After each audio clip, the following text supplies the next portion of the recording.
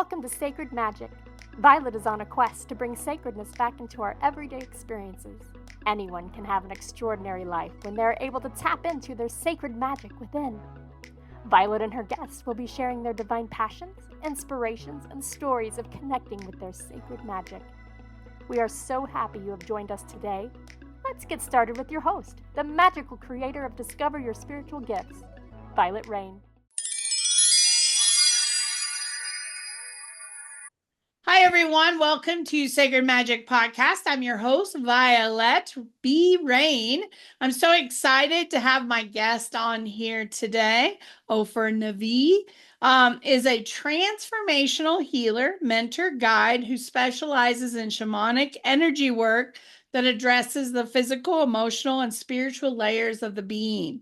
With over a decade of experience, Ofer blends ancient wisdom, the mysticism of Kabbalah, and shamanic practices, helping clients resolve deep-seated issues and transform their lives at the core. Born and raised in Israel, he served as an army commander in the Israel Army and studied philosophy and math before moving to the U.S. He studied computer science at UCLA and then worked for more than 20 years as a senior manager in IT at Wells Fargo. He began to explore alternative healing modalities after being diagnosed with multiple sclerosis in 2011. As he saw his symptoms dissipating, he began to study energy healing with several masters, including Serratore and Cyndi. He eventually overcame his MS and now uses his personal experience and extensive training to guide others through profound healing. What a journey. What a journey. What experiences you've had on your journey in this lifetime. Indeed. Hi, Violet. Very nice to meet you. Growing up on a farm in Israel, serving in the Israeli military for several years, and then moving and being in the corporate world for many years. You know, all these years, I didn't realize until I did, with probably the help of MS, that I was imprisoned, or imprisoning myself is probably more accurate, for a reason. And MS, the way I see it, was the trigger to say, okay, it's time to complete this part of my journey and learn something new. And it just came out of nowhere, but after many years of, probably abusing the body, like very little sleep and all this competitive corporate craziness, lack of just focusing on weaknesses instead of strengths, and all kind of stuff like that that taught me, being positioning myself from a place of always needing to fight weaknesses, rather than looking at what's powerful inside of you, what's strong in you, and appreciate that and appreciate it in other people. And so MS caused me to the rebellious in me, because there is this rebellious in me that is saying, no, I can't accept it. I won't accept it. And I started to listen to spiritual speakers, and eventually I was in a program where I met Serratore, which was a visitor, but a shamanic healer that visited this program. And she said, I see this part of you that is in front of you. Would you like me to help you get it into your body? And I was feeling it when she was saying this. I was feeling all sorts of tingling in my spine, and I no longer had the symptoms of MS, but I was like, I started to think maybe it's coming back. And I said, yes, bring it back in. And so she put me flat on a table in a room with 15 women, and she guided everybody is doing something, clearing, transforming. And in the end, I had like shivers of excitement. That's how I would describe it, running up and down my spine for 2 weeks.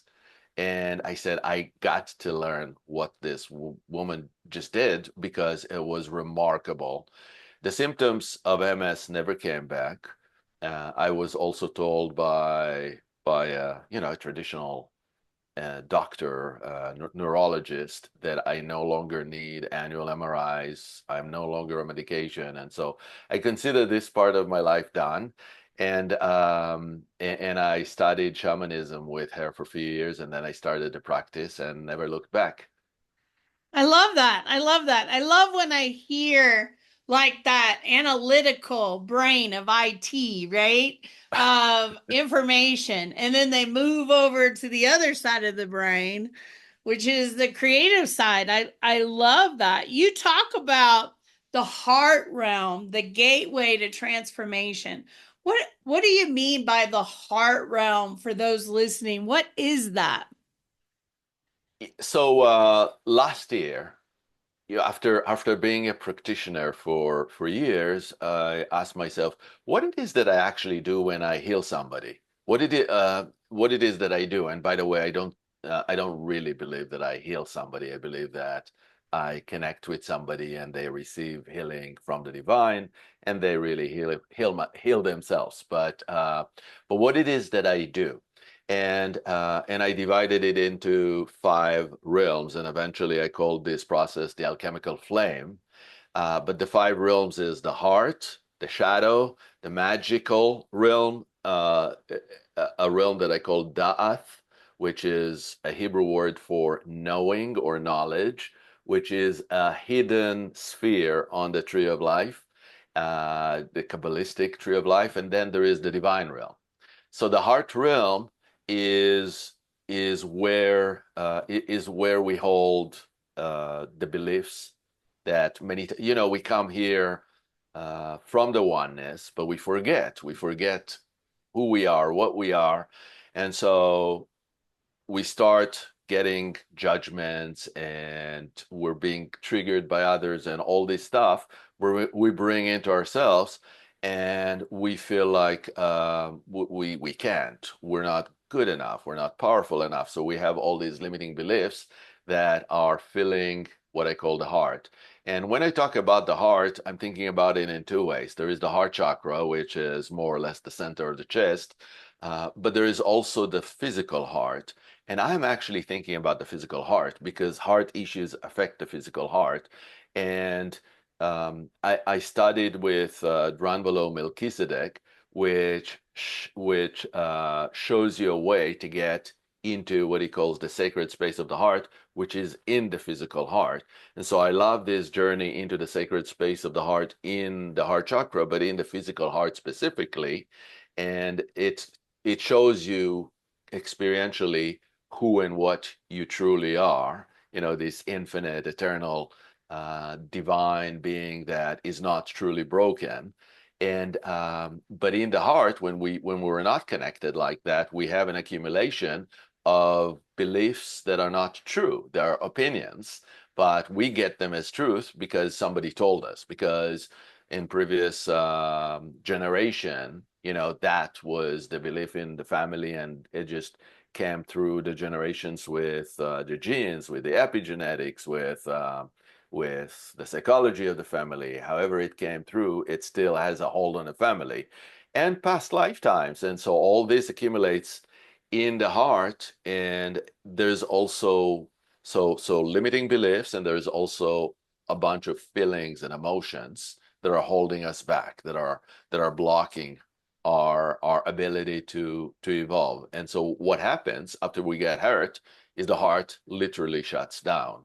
It's closing in, and then not only because we don't want to get hurt anymore, and so because of that, we can't receive the good stuff either, because there's always what you can call it divine, but or universe, however you want to use this word, but I call it the divine love, the grace, the energy that is always available is not available when you shut your heart. And so I see the heart realm as the place where you connect to what's going on. You see the suppressed and repressed emotions that you don't even know maybe that they're there because they're in the unconscious.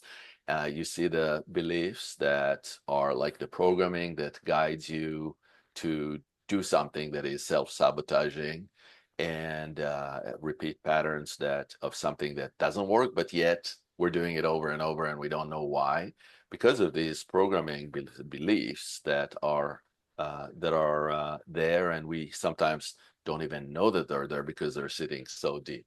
And so we're finding them, and then in my system, there is this alchemical flame that is available to everybody. I can explain a little more about this, but it's used to heal limiting beliefs and emotions that hold us back.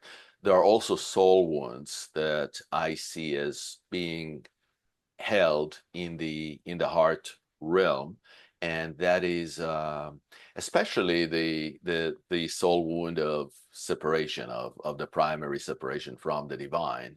It's held there, and we were with one with the divine. Then a soul separates from the divine because the divine wants to know itself in all ways through souls living in these 3D worlds. And what happens is that that that wound of feeling suddenly separated, feeling alone, even though perhaps initially it was a conscious decision to do this, we forget when we come in, and so we get the learnings that life offers, either karmically or through other means, through dharma, through lifetimes, and so these are the things that are available, and the way I see it, to work on through the heart realm. What would you tell somebody that is listening and says, I don't want to be hurt anymore, so I'm protecting myself by shielding that? And if I open myself up again, how do I keep myself from having those wounds, which I think are part of our experience? So how do you get them through that fear that they're really open to do that? Yeah. And of course there are reasons why we're afraid, because it happened to us, because every time we get triggered by somebody else, it brings something that is already in us, that is a deep wound, and we don't want to have to experience it. And also there might be traumas that are sitting deep down, and we don't want to even reopen the traumas. We don't want to go into that. And the thing that I like about working with somebody in the heart is, the first thing that we do is come into the sacred space of the heart and remember who you are and what you are. You can experience what it's like to be a divine being that is infinite, and so you get that knowing first. It's like a remembering. It's not something new. You're not becoming suddenly that. You're just remembering uh, what you are, and when you remember that, or when you experience that again, it gives you some level of clarity. And when you have clarity, you can start looking at what's going on with the wounding, and maybe you'll say, I'm ready to release wounding in a gentle way. So you don't have to, I'll say, you don't have to remember everything. You don't have to re-experience everything. It's not like you have to go back into the trauma and experience everything, but there is a level of awareness that will want to come in, just to know, I feel sad, or I feel depressed, or I feel lonely. And if you know that that feeling is in, it points to something that is there. Do you need to re-experience everything that made you feel very vulnerable? No, but it's like a doorway to show you there is a blob, there is a trauma that is there. And when you know that it's there, we have tools that we work with. For example, the heart chakra spin, which is spinning the heart chakra in the opposite direction to how it's usually spins, and that's a direction of release. So one way to spin it would be to release energy, and that is not needed, that is toxic emotions, limiting beliefs, and then when you're done with that, you can return the heart chakra to the normal spin, which is more. You can think of it as attracting or magnetizing. So you're ready to open your heart. But when you open your heart, you're not really asking for all this crap to come back in. You're allowing this grace that is always available to come in, and that brings me to there's always the question of boundaries. Do we have good boundaries around us? Because the function of the boundaries is to filter what we want to come in from what we don't want to come in. And so healthy boundaries is helpful, and that has to do with the auric layers around us. And so that's so once we release what is hurtful, we can also build good boundaries and allow the good stuff to come in, the stuff that is that is our connection to grace, to divine realms, to virtues. This is so worth it to have the heart open in that way. I love that, because you talk about several things. One thing I love is that we can heal with grace and ease at this time in the evolution of the planet. I think our parents, our grandparents before us didn't have the tools, the knowledge, the wisdom that we have today. And I think we're able to connect more into that healing of the divine to really bring that in today, which is really special that we're in this time that allows us to do that, number one. Number two, the Heart Math Institute has talked about for years and years that our heart is the most powerful energy force that we have in our body. We think it's our thoughts and our brains, but it's really our heart that creates that toroidal field that continuously is moving energy. So when your heart is closed, it doesn't work like it should naturally. You're missing out on a lot of things.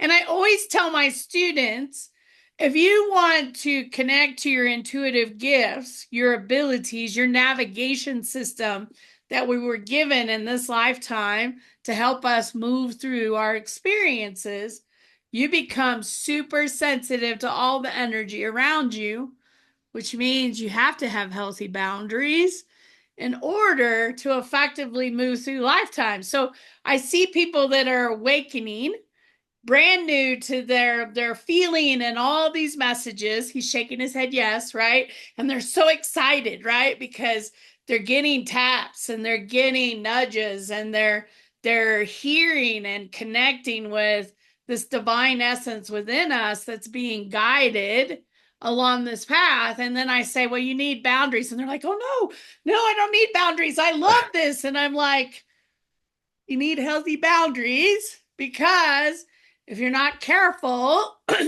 you take in everybody's thoughts and their feelings and their emotions into these energy bodies that we have, and you accept it as yours versus, is that my feeling or is that somebody else's? Am I supposed to feel that, or is that belong to somebody else? Because now I'm sensitive to all these things around us. So that healthy healing is perfect because it opens us up, right? Absolutely. I mean, I can't agree more about boundaries. If you are one with the divine, there are no boundaries.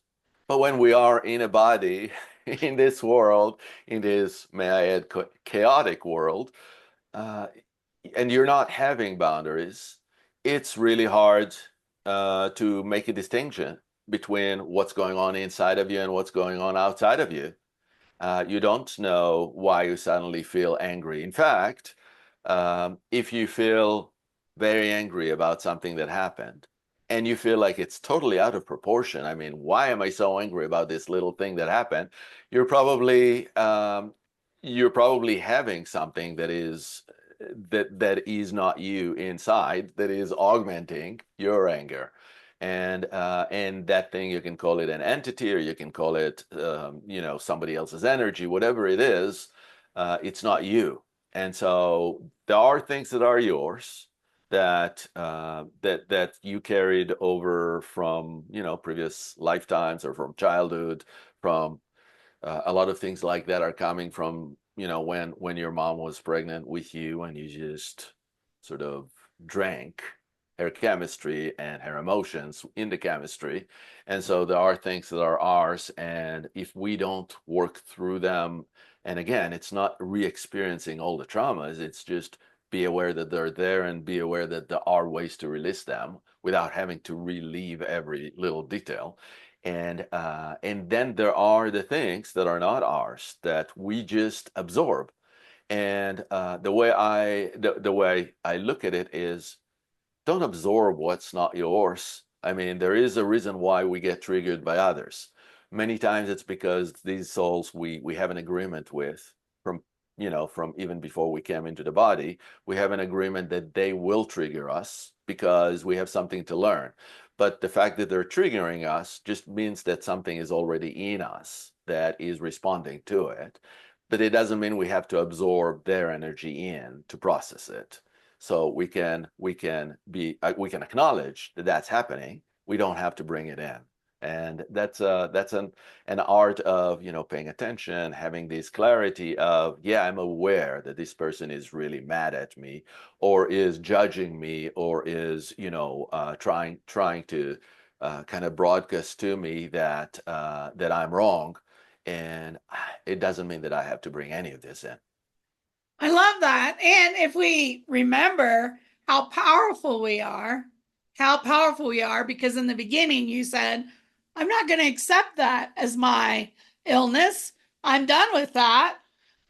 We don't realize as human beings really how powerful we are. So just because that medical professional says you have blah, blah, blah, blah, blah, blah, doesn't mean that you have to accept that. It's okay to say, that's okay. I'm not going to accept that. I'm clearing that out because I'm not going to carry that through. Even generational stuff, because I noticed that women, because I'm a woman, I notice some women will say, well, my aunt had this and my mother had this and my grandmother had this, so I'm going to have this. No, no, no, no. You can stop that by saying, nope, it stops there. It's not coming into here. I don't accept that as mine, right? And going into the heart to clear what we've carried through from those thoughts from our family, generations. And you even talked about lifetimes that we could have stuff that we brought in that we have no clue that we brought in from other lifetimes, ancestors, generation, all that stuff that you may not even be aware of, that mother felt this when she carried you and you brought that in as part of you as well. All of that is very powerful, and it affects us and influences us. But to have someone that can say, have you ever thought about that these triggers might be, I'm seeing this, or your ancestors struggled with this, so now you struggle with that, or you know, all of that that affects our heart, our emotions, and what's stored in our soul that we may not ever be aware of, and all the wounds that we are aware of, right? And I love that we can release them in a graceful way. So talk to us a little bit before we leave today on the gifts of the heart realm. What are the gifts that we can receive from the heart realm? You talked a little bit about the grace energy. Yeah.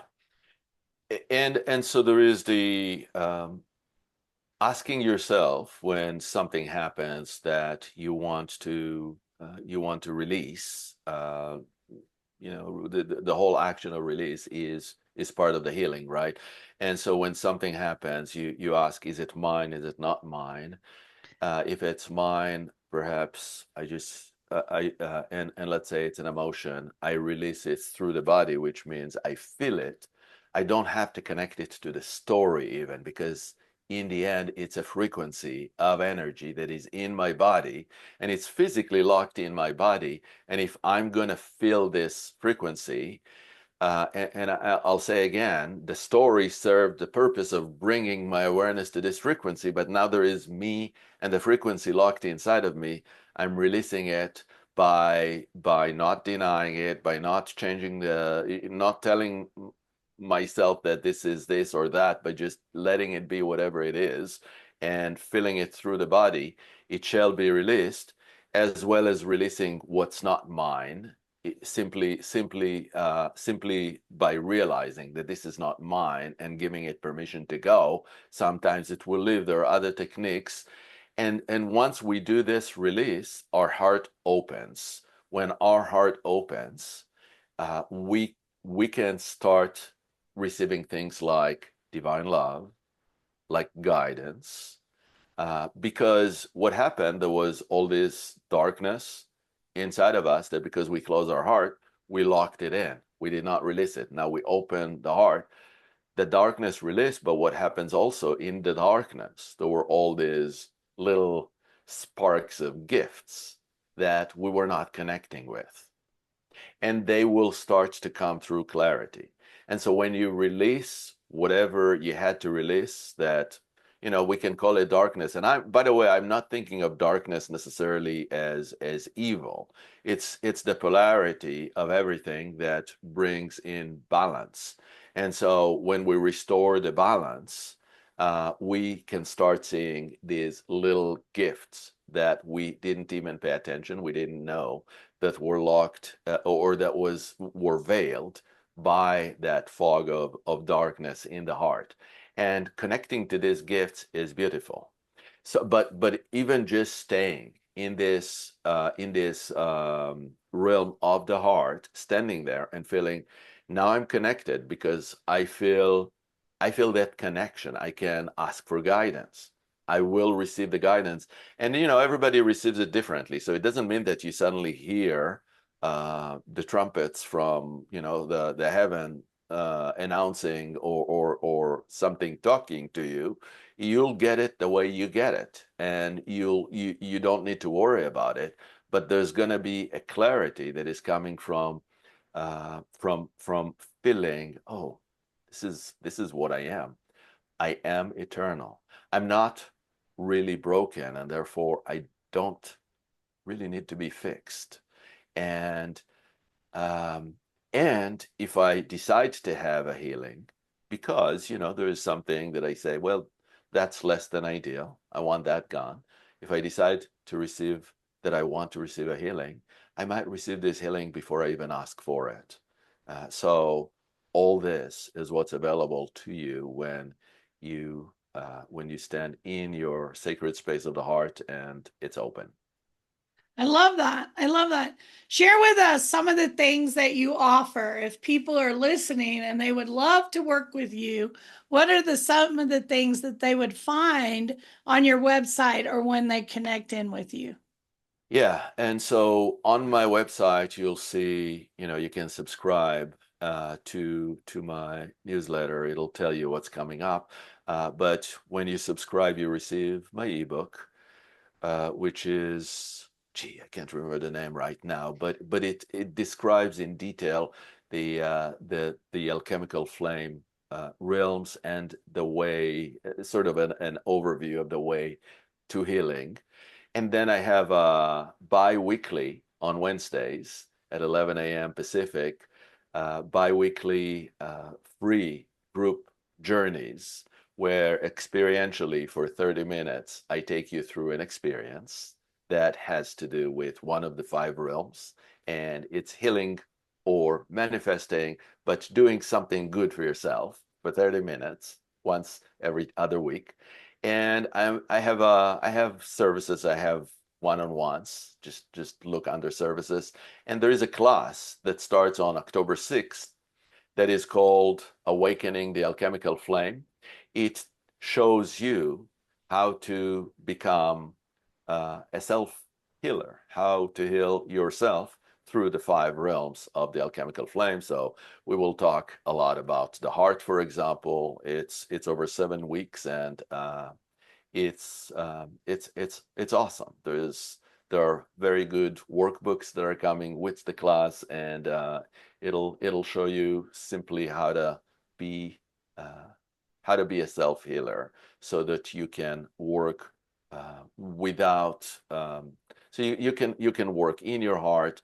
You can go without fear into shadows, because I show you a safe way to do it, to heal all traumas. If you think vows, attachments, things that are kind of holding you back, or just do magical stuff like going into what I call the inner landscape for healing yourself from the astral realm into the physical body, or going into the inner library to browse through your book of life. All this is available. I love that. I love that. Thank you so much for taking the time to chat with me today. I absolutely loved it. I loved our conversations. Thanks for taking the time.